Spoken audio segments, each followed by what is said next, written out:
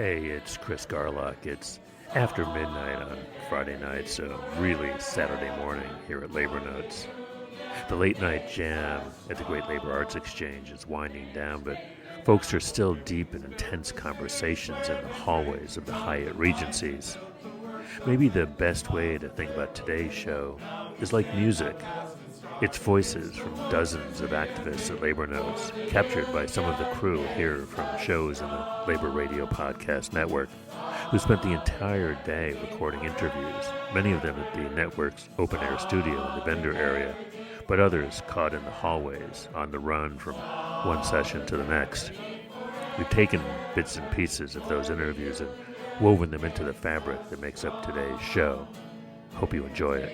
But without our brain and muscle, not a single wheel can turn. We can break their hardy power. In our freedom we learn that the union makes us strong. Solidarity forever. Solidarity. My name is Heather Bauman. I'm UVMMC Support Staff United in Burlington, Vermont. So what brings you here to Labor Notes? Well, we just actually won our union a year and a half ago, started bargaining a year ago, and won a contract last fall. So we've got a lot that we've experienced, but also a lot we need to learn as we go forward. What's your name? My name is Brian Chong. I am a communication staffer with AFSCME Council 4 in Connecticut. What brings me here to Labor Notes is a deep admiration and respect for rank and file organizing, class struggle unionism, and being in the movement for everyone, fighting for a better world through a revitalized labor movement. Gevaart, Arise, Chicago. Centro de Trabajadores, sí. Perdón, ¿por qué está hoy participando en el Labor Notes Conference? Por lo mismo que voy a Arise, Chicago, que es Centro de Trabajadores, estar a apoyar a diferentes organizaciones, a diferentes grupos de otros estados que vienen en esta época para conocer sus problemas en el trabajo y aprender. My name is Claudia Navarro with We Count in Florida. I think this is one of the most exciting convenings of the labor movement, and so really excited to be here to learn, to participate in workshops, and we were also able to bring a bunch of our members so that they can also learn and participate. I think like many people, working class and the labor movement at large has been under attack for decades, and so it's really exciting to be here with a group of 4,500 people who are, banding together, learning, educating themselves to build back a stronger labor movement. My name is Dominic Licata. I'm representing UUP, that's United University Professions. We're the largest higher public education union in the nation, across 32 SUNY chapters. Since the Janus decision, of course, new hires are not obligated to either join or pay agency fees. So we've had the increased challenge to step up and make sure that everyone gets the message that we are better at SUNY with the union than without. And we just are asking all of our siblings to join us in solidarity. Yo soy Marta Gabriel. Mi organización es We Count. Nosotros venimos es más calor que aquí en Chicago. Allá hasta llega el clima de 110 grados. Entonces nos preocupa porque nosotros trabajamos afuera bajo el sol y mientras para nosotros no hay una protección y estamos exigiendo para que haya una ley para proteger a nosotros en nuestro trabajo. Queremos agua, sombra, descanso en nuestro trabajo, pero lamentablemente el gobernador lo bloquea nuestra propuesta. My name's Serena Zetz. I'm a member of NPEU out in D.C., so I'm in the nonprofit employee union. So what are some of the issues, particularly in nonprofits, that you're concerned with? Definitely burnout, overwork, especially in a really contentious political climate. Having to have a lot of junior staff who are young, queer, people of color, do rapid response to attacks from the right and from white supremacy and from capitalism is, not sufficient when you're being paid below a living wage in a major coastal city. We are here live from Labor Notes talking to Kimberly McNeil. Hi, how you doing tonight, Kimberly? Good. Good. So what union are you with? Local 2474, All right, and that's AFSCME out of where? Minnesota. Oh, okay. Well, good. We're glad to have you. What kind of work do you do with them? A medical assistant. Oh, okay. And what's your role in the union? Chief steward. All right, that's a heavy lift. That is a very heavy lift. So, like, what kind of issues are going on right now at your job? Negotiations for more money, wages, racism, trying to get that in order. A lot of equal opportunity for everyone. We are back with Stephen Buckley. How you doing, Stephen? Oh, I'm doing very well. I'm here with the REI union, which organized with the RWDSU, and I work at REI in the Soho location in New York. I'm an elected member of our bargaining committee for our store. I've also been trying to organize some of the other non-union locations and supporting from our lived experience, giving people best practices and stuff like that. This is my second time at Labor Notes. The first time we came, we were the only unionized REI location, and it's kind of wild that 2 years later, there's now 10, including one that just unionized literally last night. So it's really like to see the growth of the movement kind of with Labor Notes as a placeholder has been really cool. We are with Pablo Baxter. We are recording from Labor Notes Conference. So what organization are you here with this weekend? I'm an organizer with IBEW Local 159 out of Madison, Wisconsin. So what's some of the challenges right now that's going on in your workplace? A lot of things is just misinformation, people thinking that unions are a certain way or they do certain things that they don't do, and just having simple conversations with people most of the time leads to clarification and understanding. Sometimes it's over a couple conversations, but generally people understand and get things cleared up for them, and then they're more than happy to join with us because they see that once you join a union, you get better wages, benefits, and working conditions and rights. Can you say your name for us? First name Curtis, last name Desjardins. I am currently with the UAW. I work at Ford for Ford Motor Company in Chicago Assembly Plant. Oh, okay, and it looks like it's local 551? Correct. I'm also a alternate district rep for body paint and pre-delivery at my plant. Oh, okay. So what do you do for the union? First and foremost, I protect my membership and the contract, which is very paramount to me because management gets away with so much. There's so much misinformation floating out there about the contract. There's a lot, I'll be real, a lot of people don't like to read it because it is thick and it is boring, but it's necessary. We are here with Lillian Speedy. Lillian, welcome. So I'm actually from Canada. I'm here representing Air Canada flight attendants. We're represented by the Canadian Union of Public Employees, and I'm currently a vice president at Local 4092, Toronto base. So right now we are getting ready and run up to bargaining with our employer, Air Canada. One of our big issues as flight attendants is that we only actually get paid when the aircraft is moving. And so all this time between flights, prepping for flights, when everyone's boarding, when everyone's deplaning, when we're helping people with passengers, we're not paid. And I think before it didn't bother us so much because we made a decent hourly wage, but with inflation, everything that's happened post-COVID, cost of living, I don't know if it's the same here in the States, but in Canada we really have a housing crisis. People just can't do it anymore. And so it really starts to hurt when you're working a 12-hour day and you're walking away with 8 hours pay. My name's Simone Vitale. I am a rank and file organizer at my Walmart Supercenter in Hodgkins, Illinois. My coworkers and I have been working on our campaign for over 2 years. Yeah. And we just started circulating our petition for recognition with the Walmart Independent Union. Mauricio Perez. I'm a Teamster at a Local 63 UPS barn.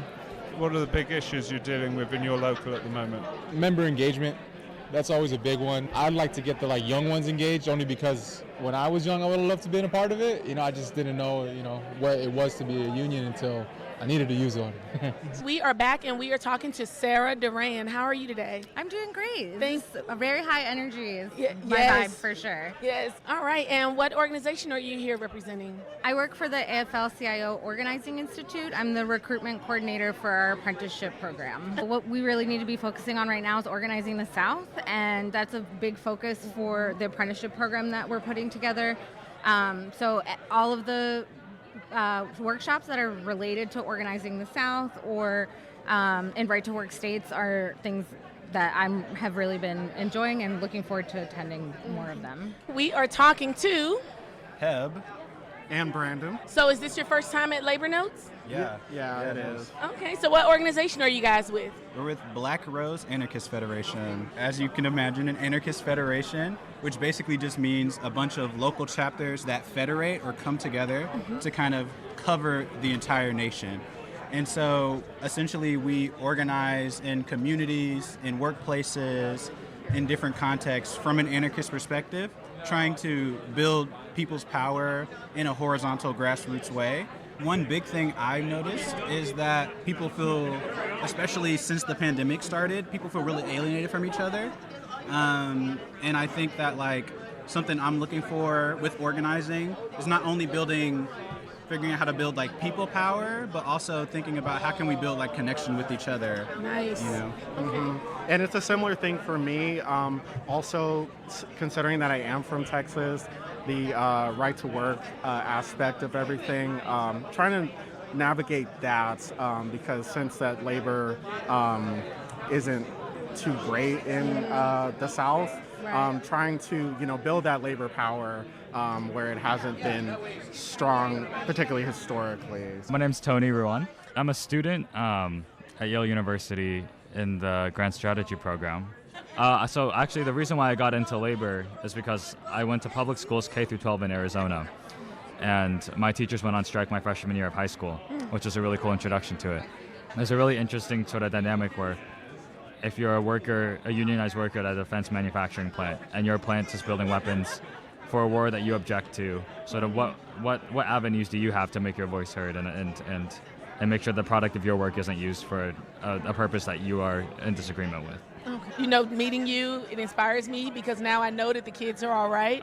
And I appreciate you so much, brother, today. Hi, my name is Chantal Schultz. I'm a UPS part-time warehouse worker in local 177, New Jersey.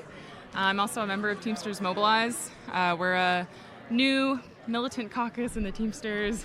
I'm also a member of Maoist Communist Union. I'll be going to a Palestine-related one called Beyond a Ceasefire, talking about the fact that, okay, it's a positive step forward for the working class movement that there are ceasefire resolutions, but that's not enough, Exactly. It's like, okay, on the one hand, there's ceasefire resolutions by union leadership, like in UAW. On the other hand, Sean Fain then endorsed Biden, who's sending, tons of money and weapons to Israel to carry out this genocide. I think it's a very important step forward in kind of building up the international solidarity in the U.S. labor movement, which is so desperately needed, given the role of U.S. imperialism. Stephanie McClellan with the Public Service Alliance of Canada. Yeah, so I'm coming from the capital, Ottawa. Oh, okay. Well, welcome. Is this your first Labor Notes? It is. So what are you thinking so far? It is massive.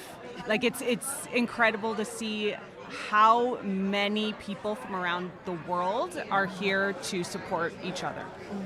My name is Patricio Cambias. I'm representing my organization. It's a worker center called CETUL, or Centro de Trabajadores Unidos en Lucha, or the Center of Workers United in Struggle. We are involved in organizing construction workers, downtown food service workers, and then workers across the Twin Cities area, educating them on workers' rights. For example, like in the construction campaign,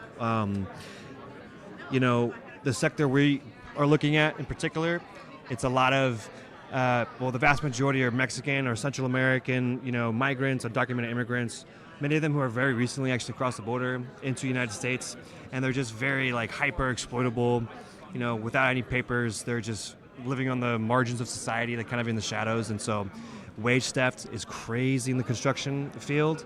It's kind of mind-blowing, the stories you hear. People will work for a week, 2 weeks, and just not get paid a cent, and then they have to fight like hell to get any kind of back pay. And So it's kind of like the Wild West in the construction field for like undocumented immigrants. So we have a program that's called Building Dignity and Respect, where developers can sign on to, they agree to it, and it just raises standards through the industry for all workers, regardless if they're union or not, citizen or not. And it's very promising. It's a great program to be a part of, but the workers have to like fight for it by lifting up their voice and speaking out. My name is Matt Luttrell. I'm an EWOC organizer, and I used to be an Amazon organizer. Right on. And Matt, where are you from? I'm from Kentucky, south of Louisville. Excellent. So you may know of a campaign that happened a while back out of a small town called Campbellsville, Kentucky. Yes, yeah. I do. I was a lead in that campaign, and unfortunately I was the one who was illegally terminated, and I had to settle some of my ULPs. One of them went through, and we had Amazon have to repeal a policy they were using to retaliate against workers. But I'm excited for Labor Notes, and I'm excited to meet the Amazon workers who are within the Reform Caucus. My name's Alicia Flores, and I'm from Portland, Oregon, and I'm a fired Starbucks worker. So, obviously the news has broken that Starbucks is finally going to start negotiating, they say. What's your feelings on that, having been fired by Starbucks? So they said that they're going to bargain in good faith, and I don't know if that's real or not, because the store that I actually got fired from is closing at the end of the month, and they broke the news that the store is closing right after the news went public about Starbucks bargaining in good faith. But that starts next week, so hopefully we'll see something come out of that. Stores did get their credit card tips though, so that was a win. Every little victory is a win, and it helps push organizers move forward and keep standing the good fight. The numbers are rolling, so we're recording. Andrea, nice to meet you. Nice to meet you. When I last came here, we were just out of our GEO Local 6300 at Urbana Champaign, just out of our strike in 2018. Yeah. So if someone was thinking about going to Labor Notes, what would you say to them? I would say that they should go to Labor Notes. I definitely recommend.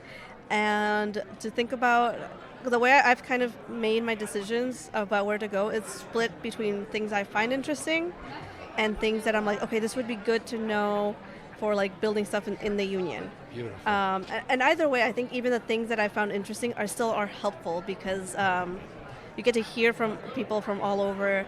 You get to learn different things, see how conditions in other countries are affected. And I don't know, at least I make connections to, I'm like, okay, how's that working out here? What are the connections between How can I apply that in yeah. my local? Fantastic. My name is Jen Hampton, and I'm with Asheville Food and Beverage United, as well as the Southern Workers Assembly.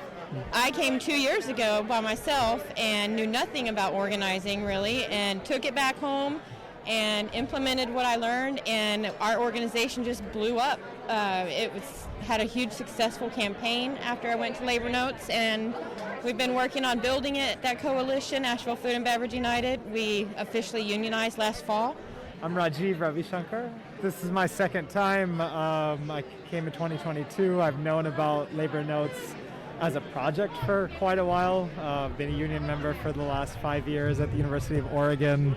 As a graduate employee, so teaching journalism classes to undergraduate students. What brought you to Labor Notes, Chicago? It's one of the few spaces where you really feel that you're part of a bigger movement, and you get to meet unionists from all over the country. You get to connect with workers from all different sectors, and it's even at union conventions at a state level, you don't really get that feel that you're part of this national and international movement. And I think it's really important for workers to have connections across sector and with workers in different workplaces, and to learn from sort of struggles that people are facing and how people are overcoming them, taking organizing lessons from different types of workplaces and applying it to your own.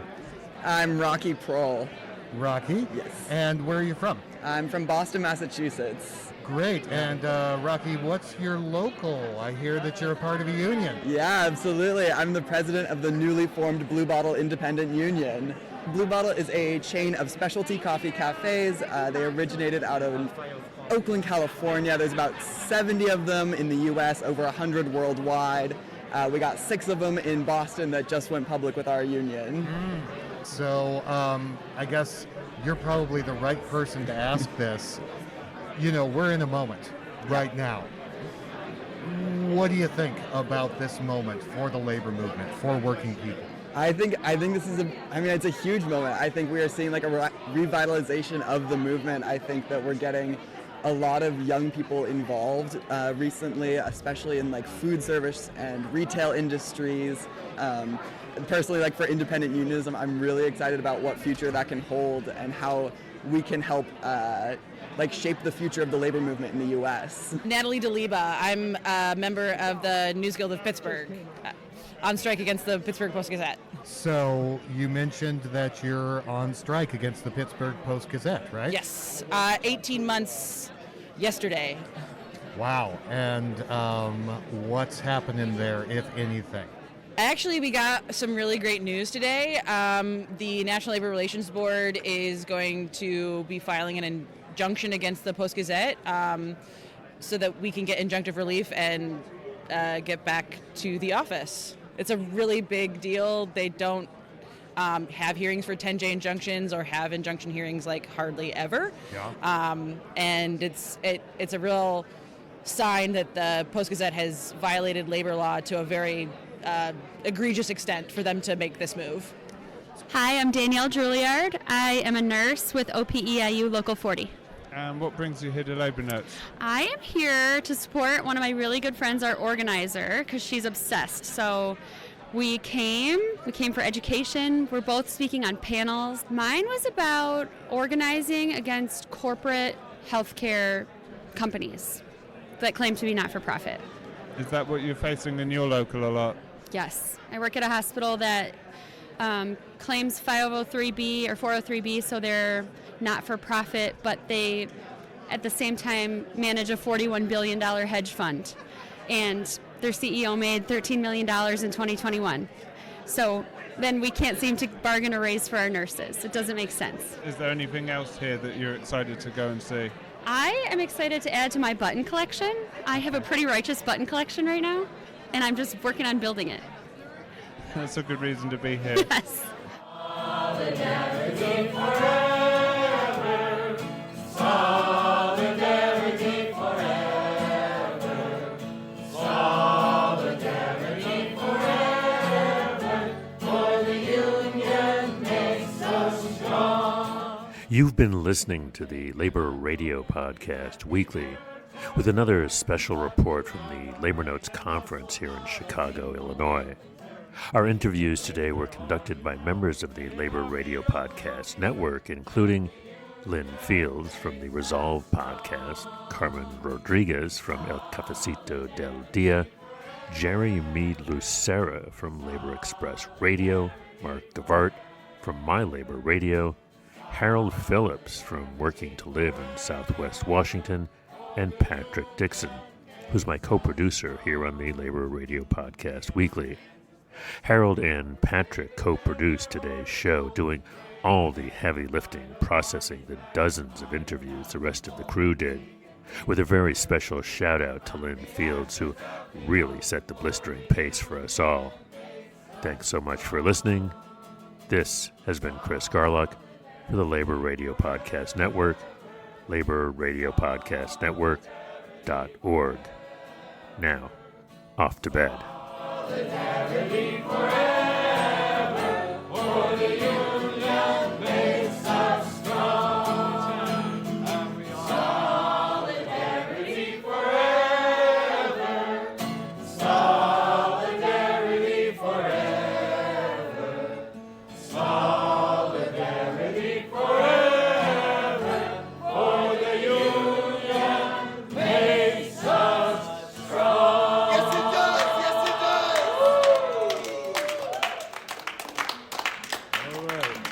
Thanks, y'all. You don't have to go home, but you can't stay here. Sorry about me, but I actually